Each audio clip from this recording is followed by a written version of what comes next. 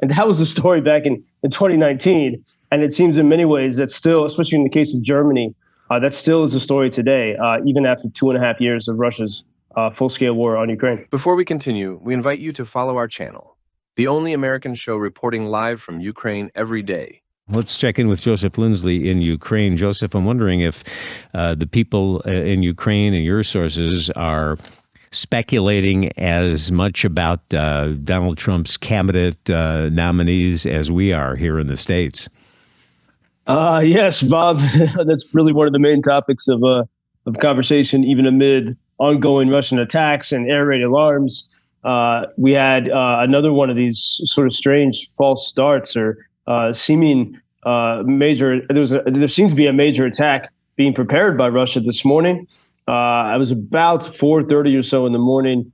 We had indications that Russian bombers had taken off, not as many as it was on Monday morning. That was 24, which is an extraordinary number. It was about 8 this morning, and we were told to expect missiles to enter Ukrainian airspace by about 9 o'clock, or even a little bit before, and then nothing happened.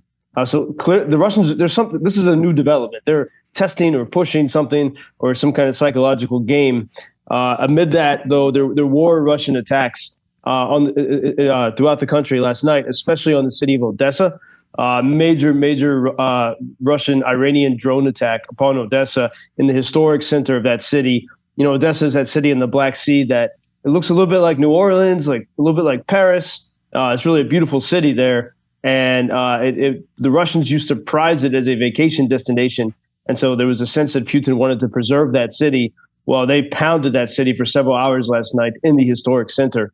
But even as that is these daily attacks are continuing, of course, and maybe especially because of that, people are paying attention to, who Trump is choosing to put in his inner circle in the fourth, in the newly forming administration.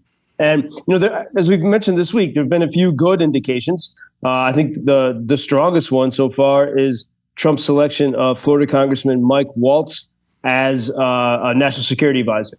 And, that position, even though it doesn't have as much formal power as many other positions, is extremely influential traditionally. It could be different under Trump the second time. But Mike Waltz has been a voice saying that Joe Biden has not been doing enough for Ukraine, that he's actually been wasting resources and not been giving Ukraine what they need to win.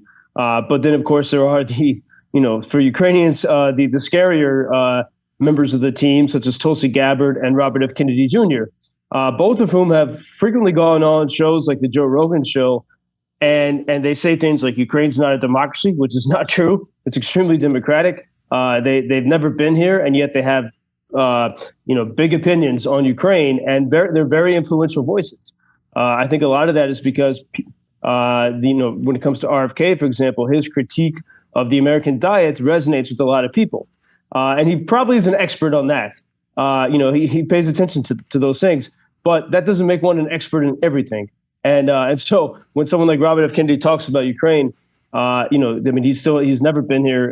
It really has no connections to the situation on the ground. And there is, I know a lot of people, especially Americans here in Kyiv, for example, who are trying, doing everything they can to try to inform the people close to Trump about the reality here in Ukraine and why Ukraine can actually be good for America.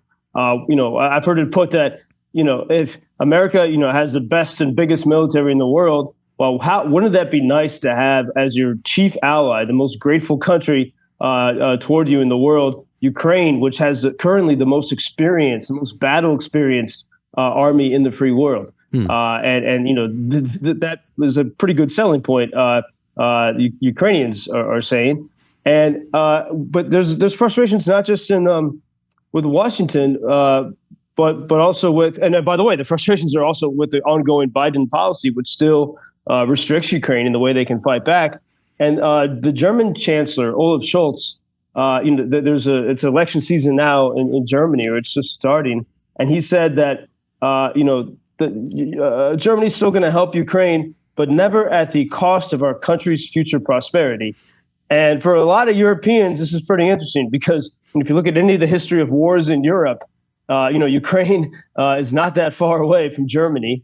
And if you actually took a map of Ukraine and put it over Europe, Ukraine would reach from London, it would cover Paris, and it would reach through all of Germany into Poland. And so these things are very close to each other. And so there's a lot of, I think, anger toward the German chancellor. And the opposition there is growing stronger in Germany, saying we need to be serious. We actually really have to help Ukraine. I mean, the EU is the largest importer of Russian gas still, despite all the sanctions. And if you look at as we look at the return of Donald Trump to the White House, he was impeached that first time over the phone call with President Zelensky. It wasn't with a leader of some other country. It was the leader of Ukraine in 2019 that was front and center in American politics. And Trump in the phone call was complaining about Angela Merkel, the Olaf Scholz's predecessor. And he said, all she does is talk. She doesn't actually do anything. And President Zelensky, who had just been newly elected here in Ukraine, he said to Trump in 2019, yes, you are absolutely right. Not only 100%, but actually 1,000%. And I can tell you the following. These are the words of Zelensky. I did talk to Angela Merkel, and I did meet with her. And I did also talk with Macron. And I told them that they are not doing quite as much as they need to be doing on the issues with sanctions. They are not enforcing the sanctions. And that was the story back in 2019. And it seems in many ways that still, especially in the case of Germany, that still is the story today, even after 2.5 years of Russia's full-scale war on Ukraine. Yeah, people forget that. Let me end the week on an upbeat note, a text from one of our listeners. I think Joe is a fabulous, strong, wonderful, brave man. I couldn't handle 5 minutes of anything he goes through or sees or hears. He's my hero. God bless him and protect him always and all the people of Ukraine. There you go. Well, those are great words here. Thank you for that. And that helps erase some of the echoes of drones and missiles that I hear in my mind. And as I hear those words, I think, our friends in the cultural forces, those Ukrainian soldier musicians, the men and women traveling, a dozen of them traveling through the U.S. I've seen, following them on social media.